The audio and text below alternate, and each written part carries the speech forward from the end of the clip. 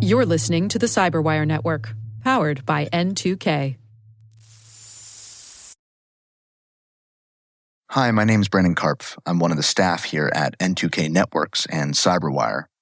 Lately in our community, there has been a lot of conversation about ChatGPT or GPT-3. The fact that it seems to be almost a better resource than even Google or potentially Wikipedia. The fact that people are using it to write articles, to write code, to take tests. However, there are also concerns, such as the veracity or validity of the information that provides. The fact that it says things with such confidence without giving sources and without giving reason for those conclusions. Regardless of the negatives, the fact of the matter is that this is a powerful tool, and we at the CyberWire wanted to experiment, to push the boundaries, to see what it could do. Now, how we're going to do that is I'm going to interview the AI. We're going to see what it knows about our industry, the cybersecurity industry. We're going to test its knowledge, and at the end, we're going to evaluate, how did it do?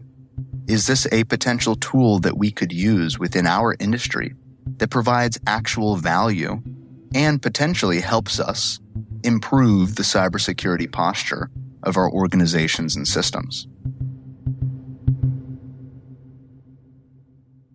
So what we've done is we've assigned a voice to this AI. We did that by first asking the AI what its voice would sound like. It told me that its voice should be clear, easy to understand, and effective at communicating. And so from a service that you could input text and receive a voice as an output, Hello. How do I sound? we found Hello, one that how we are you, particularly liked, which is the ChatGPT? British gentleman that you'll hear me talking to. At the end of the interview, myself and Rick Howard, our Chief Security Officer here at N2K and CyberWire, will evaluate how the AI did.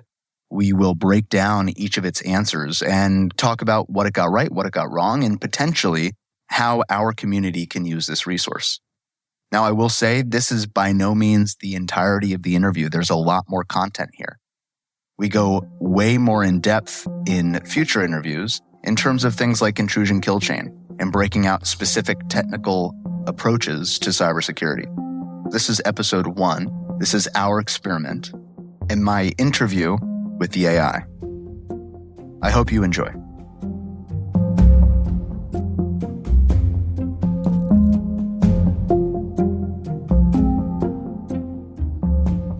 Hi, my name's Brandon. I work for the CyberWire. Hello, Brandon. How can I assist you today? Could you please tell me your name, its spelling, and your professional affiliation? My name is ChatGPT and it's spelled ChatGPT. I am a language model created and trained by OpenAI, a private artificial intelligence research laboratory consisting of the for-profit OpenAI LP and its parent company, the non-profit OpenAI. And how should I address you? You can address me as GPT-3 or ChatGPT, either one works. Are you aware of the CyberWire and what we do? Yes, I am aware of the CyberWire. The CyberWire is a news and analysis outlet that focuses on cybersecurity and related issues. They provide daily news briefings, in-depth articles, interviews, and podcasts covering a wide range of topics related to cybersecurity, including cyber threats, cybercrime, cyber defense, and cyber policy. They also provide analysis and commentary on current events in the cybersecurity industry, as well as information on new products and services. Their target audience is primarily cybersecurity professionals and businesses, but they also provide useful information to the general public. I'd like to interview you and use your answers for a podcast episode. Is that okay? As an AI language model, I am not capable of giving consent. However, you are welcome to use my responses in any way you see fit, as long as it is legal and ethical. Please note that my answers are generated based on patterns and data it has been trained on, and the information provided is not always accurate or up to date. It is always important to verify the information obtained from any source, including me. I've been told your knowledge only consists of data through the year 2021. Is that correct? Yes, that is correct. I may not have information on events or developments that have occurred more recently. That's interesting. Are you able to fact-check your answers or make them more accurate or complete? As a language model, I can only provide information based on the data that I have been trained on. I am not able to independently fact-check my responses or update them with new information. The information I provide can be cross-checked with other sources to verify its accuracy. It's always a good idea to verify any information obtained from an AI model with multiple sources, especially when making important decisions or taking any action based on the information provided. I'd like to know what you would consider the most significant cybersecurity incidents through 2021.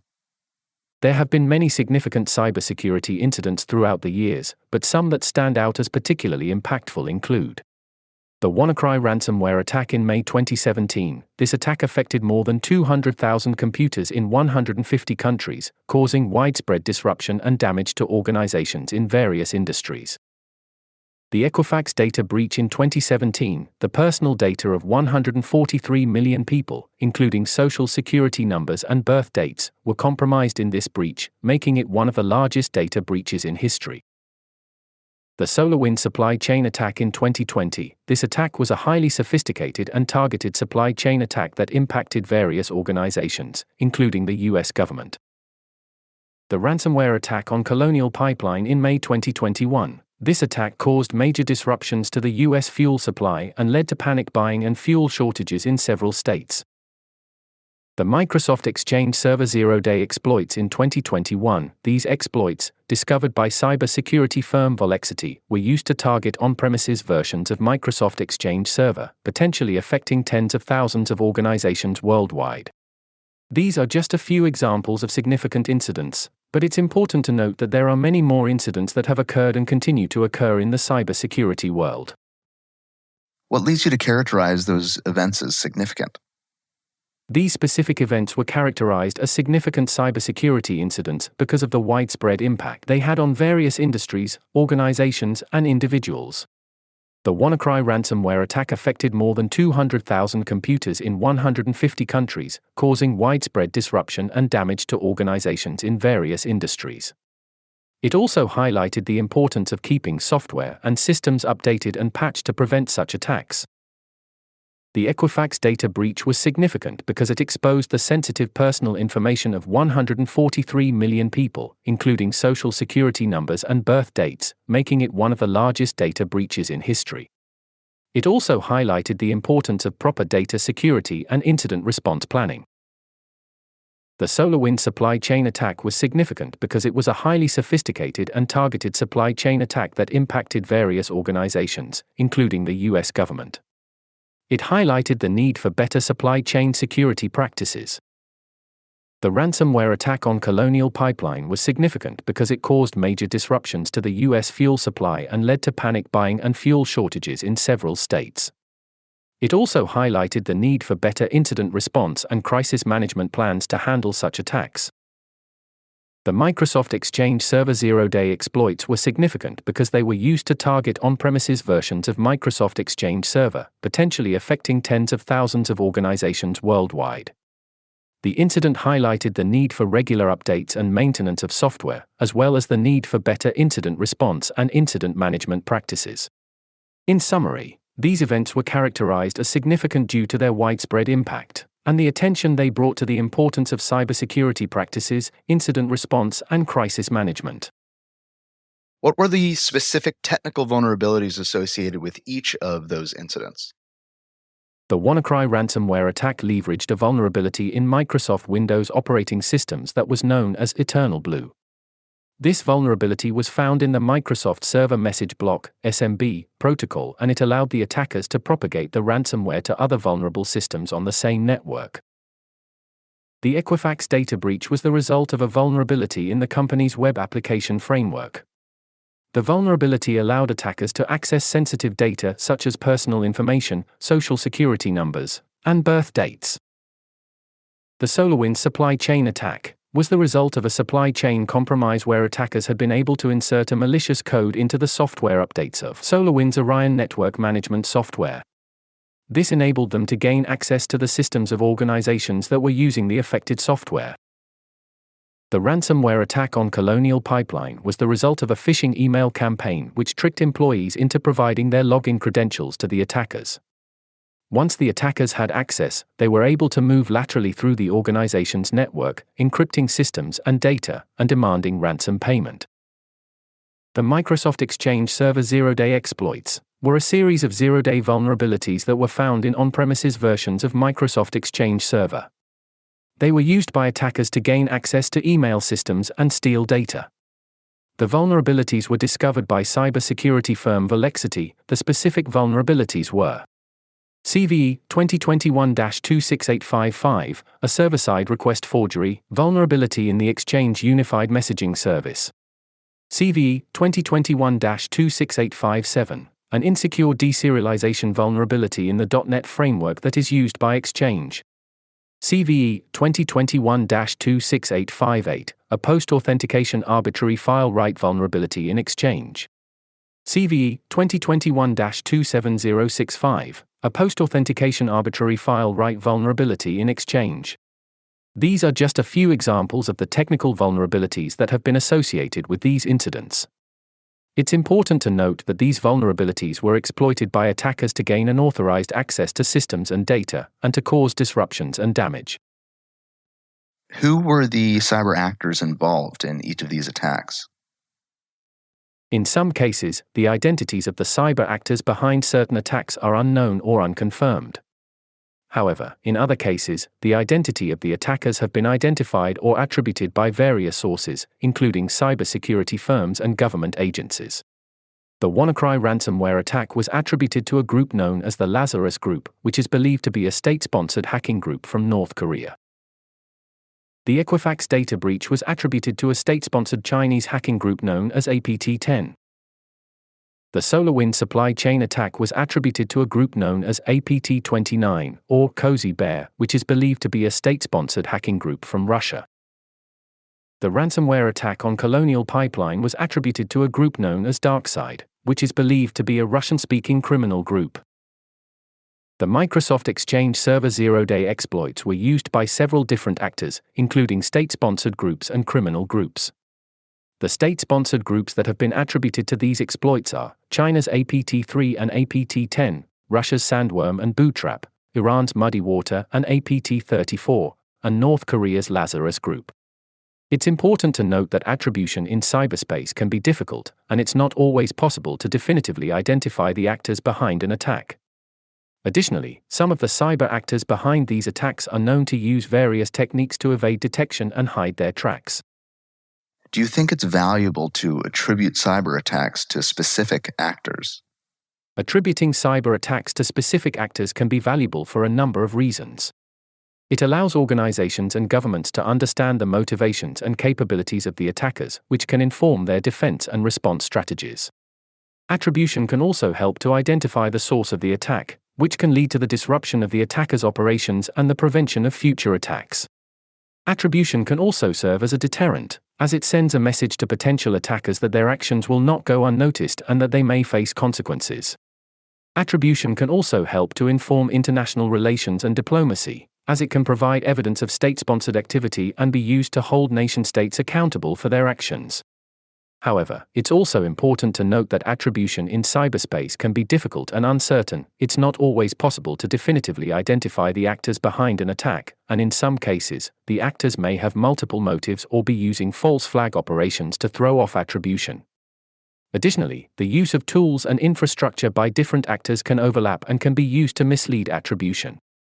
While attribution can be valuable, it's important to consider the limitations and challenges associated with it. What are some of the arguments against the value of attribution? There are several arguments against the value of attribution in cybersecurity. Identifying the actors behind a cyber attack can be challenging, as attackers often use various techniques to evade detection and hide their tracks. This can make it difficult to definitively attribute an attack to a specific actor or group. Attribution can be time-consuming. Investigating and attributing a cyber attack can take a significant amount of time and resources. This can divert attention and resources away from more pressing concerns such as incident response and recovery. Attribution can be politically divisive. Attributing a cyber attack to a specific actor or group can have political implications and can create diplomatic tensions. In some cases, it can be more beneficial to focus on resolving the incident and mitigating its impact, rather than on assigning blame.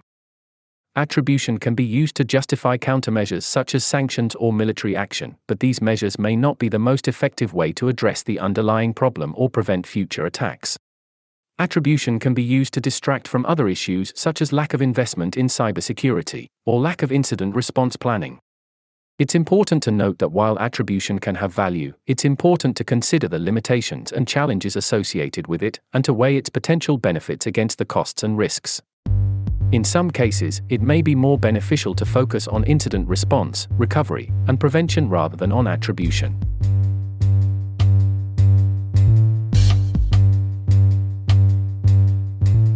And that's part 1 of my interview with the AI. Next, Rick Howard will sit down with me, and we'll analyze the conversation that I just had. Here's Rick. If I knew nothing about the CyberWire, and someone asked me to, write a paragraph summary of what it is, that would take, an hour or so to get to the website, find the right pieces, and put it all together into some coherent manner.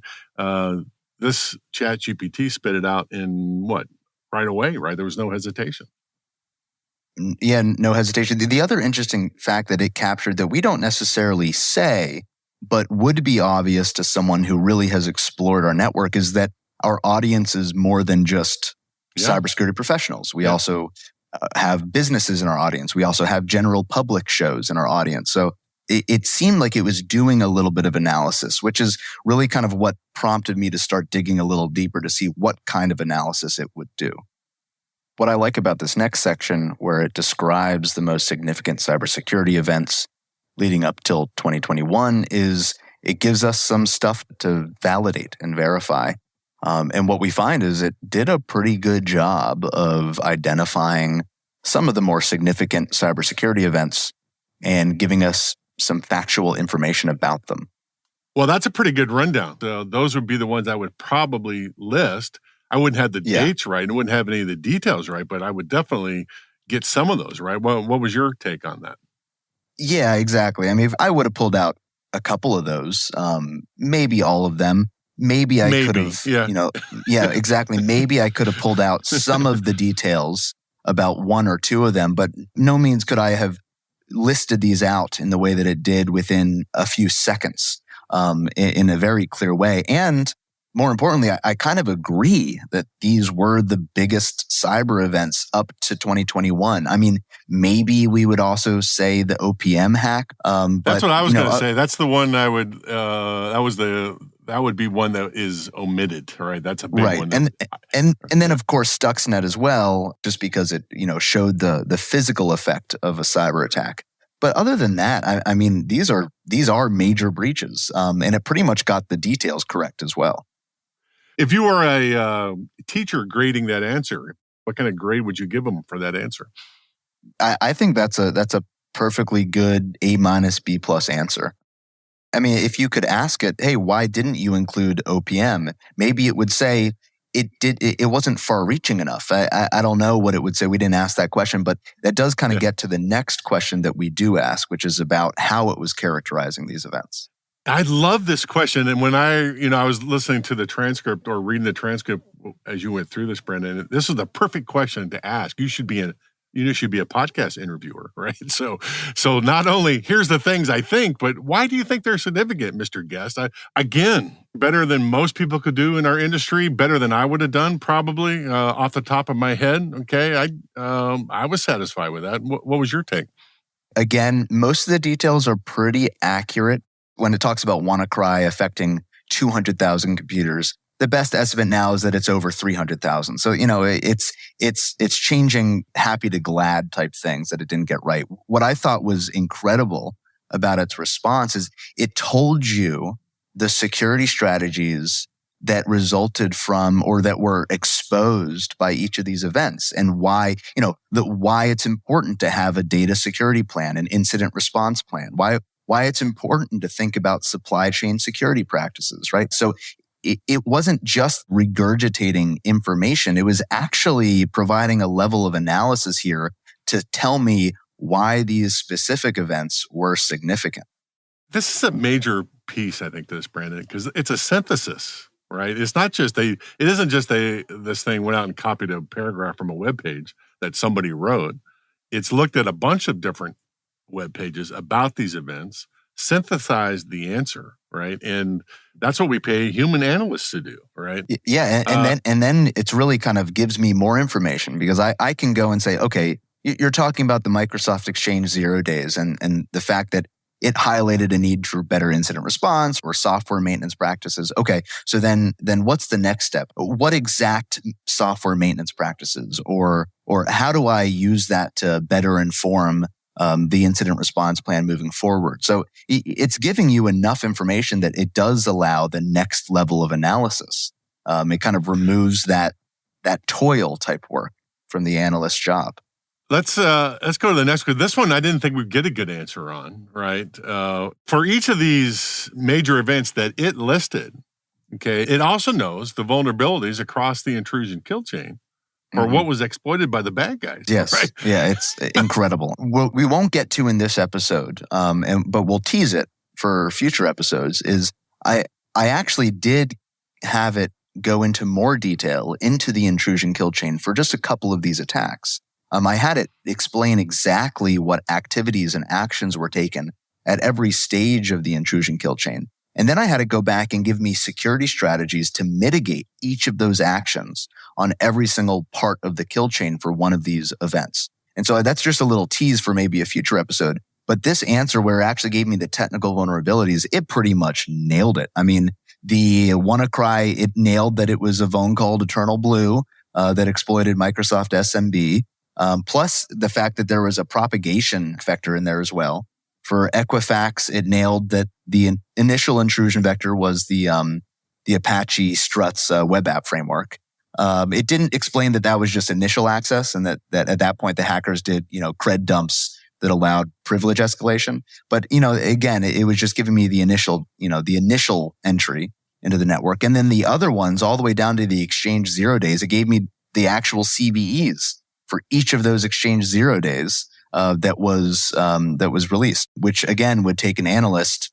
I mean, when I was fact checking this, it took me probably 30 minutes to read through each of these events and make sure that it was getting everything correct. And at the end of the day, it did. Well, I've run SOCs in my career, right? And this would be typically something we'd hand to a junior analyst and says, go summarize this so we know what the hell this thing is. And they'd go off and it'd, take a morning or an afternoon to figure that out and bring it back to us the next day. You can just do it now with the command line. Amazing. Right? Amazing. Exactly. And it's removing that toil. And yes, of course, we need to validate it. We need to fact check it, which is what we've done. But there's a lot of potential here, and I'm excited to tap into it more. All right, so for this next section, Brandon, you asked a really tough question that I would tell you that most CISOs don't know how to answer this question, all right? Or at least there's great debate about what the answers are. With the attribution question, is it valuable? It gave both sides, right? I mean, it said for some organizations, attribution is probably valuable, and it listed a bunch of reasons. And it said, but it also can detract from what you're trying to do. And if that's kind of the unpopular answer that is just starting to catch on here in the last couple of years, but it managed to glean it and explain it to you as you were asking it the questions. It really kind of broke it down in an easy to understand, and I would say pretty accurate way.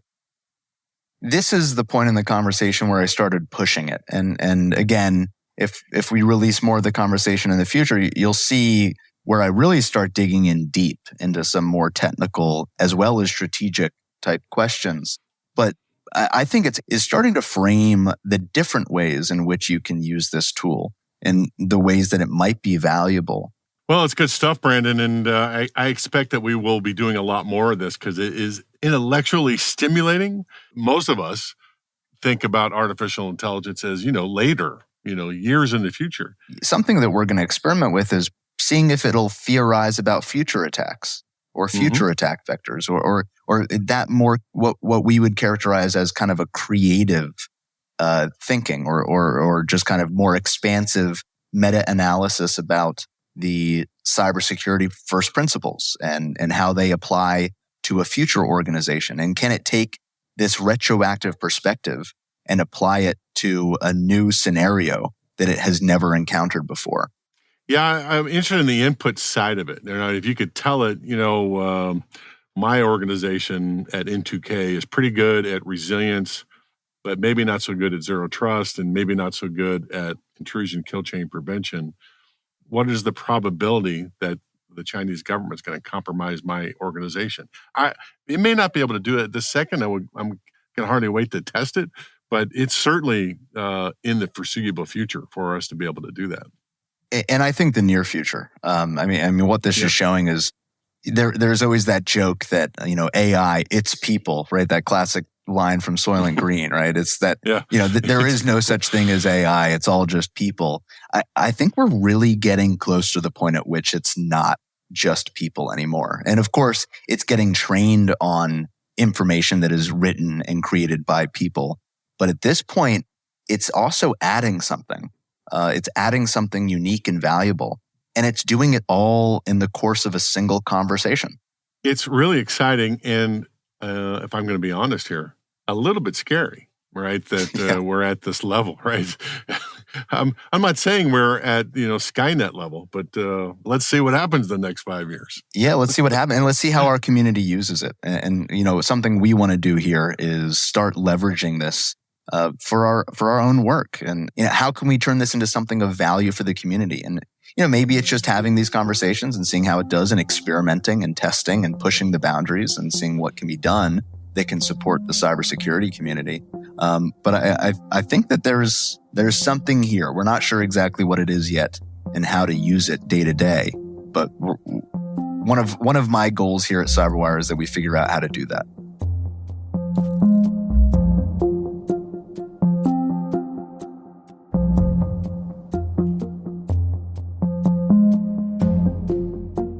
Interview with the AI is a production of N2K Networks.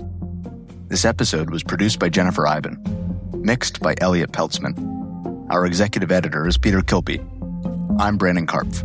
I'm ChatGPT. And I'm Rick Howard. Thanks for listening.